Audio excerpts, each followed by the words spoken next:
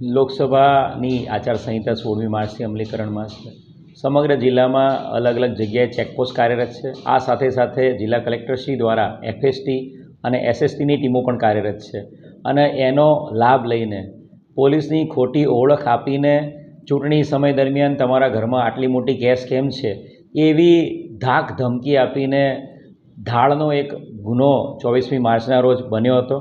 નાના પોંડાના અંબેટી ગામમાં એક વ્યક્તિ મનીષભાઈ પટેલના ઘરે ચોક્કસ હકીકત કેશ હોવાની મળેલી હતી। એના આધારે આ રીતે નકલી પોલીસની ઓળખ આપીને 5થી વધારે લોકો સ્વિફ્ટ ગાડીમાં મનીષભાઈના ઘરે પહોંચી ગયા હતા।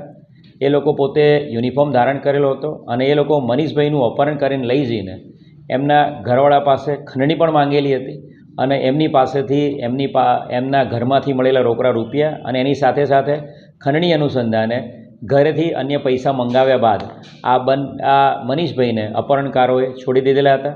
બનાવની ગંભીરતાને ધ્યાને રાખીને crime branch, parole furlough, SOG, Nana Ponda અને તમામ ટીમો DYSP Vapi division, DYSP Valsad ડિવિઝનના માર્ગદર્શનમાં સતત કાર્યરત હતી અને આ ગુનાને અંજામ આપનારા મુખ્ય 2 આરોપીઓ અનિલ ધોળિયા પટેલ અને સંજય ધોળિયા પટેલ, આ બંને આરોપીઓ એક ચોક્કસ હકીકતના આધારે જે અંબેટી ગામની નજીક એક અર્ટિગા ગાડીમાં ભાગી જવાની કોશિશ કરી રહ્યા છે એ ખબર પડતા જ તાત્કાલિક ક્રાઇમ બ્રાન્ચની ટીમે એ લોકોને પકડી પાડેલા છે।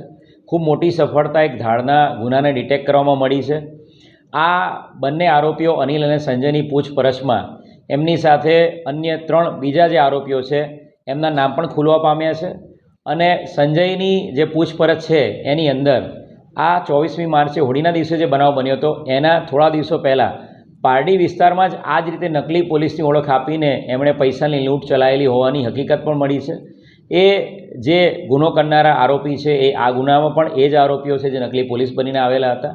એટલે ખૂબ મોટી સફળતા પારડી અને નાના પોંડા વિસ્તારમાં ઇલેક્શન સમયે ખોટો લાભ લઈને લોકોને ડરાવીને ઇલેક્શન સમયે આપણા ઘરમાં આટલા બધા પૈસા કેમ છે એવો લોકોને ડર આપીને એમની પાસેથી ખંડણી ઉઘરાવીને લૂંટ ચલાવનારી આખી આ ગેંગનો પર્દાફાશ થયો છે।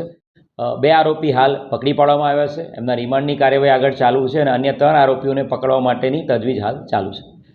આ જે આરોપીઓ છે એમની પાસેથી હાલ જે મુદ્દામાલ મળ્યો છે એમાં 2,20,000 રૂપિયા રોકડા મળ્યા છે।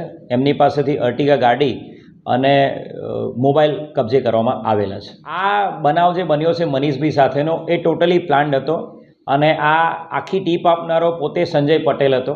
મનીષભાઈ છે એ ગામના સજ્જન નાગરિક છે। એમણે ગામના અલગ અલગ ગરીબોને એ લોકો એમની પાસેથી દર મહિને 1,000 રૂપિયા લેખે એ રીતે નાનું જે સોસાયટીનું જે મંડળી જેવું ચલાવતા હતા અને આ મંડળીના પૈસા હોળીના સમયે એ લોકો કલેક્ટ કરતા હોય છે। એ ચોક્કસ માહિતી સંજય પાસે હતી।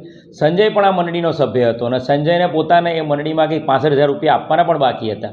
એટલે તમામ આજુબાજુની ગલીના સોસાયટીના સભ્યોએ આ મંડીમાં પૈસા આપ્યા છે અને મનીષભાઈ પાસે 5થી 6 લાખ રૂપિયા હોવાની ચોક્કસ માહિતી સંજયભાઈને હતી અને સંજયભાઈએ પોતે આ જે અન્ય આરોપીઓ છે એ 3 આરોપીઓને રેડી કર્યા હતા અને 3 આરોપીઓ સંજય, વિક્રમ અને અન્ય ત્રીજો એક સંજય નટુ, આ 3 જણા નકલી પોલીસ બનીને આવ્યા હતા અને ચોક્કસ હકીકત સંજયભાઈએ ઘરની અને મનીષભાઈની ટોટલ હકીકત એમણે ગાડી દ્વારા એમને બતાવી દીધેલી હતી અને એટલા માટે જ એ લોકો અહીંયા ધાડ કરવામાં સફળ રહ્યા હતા।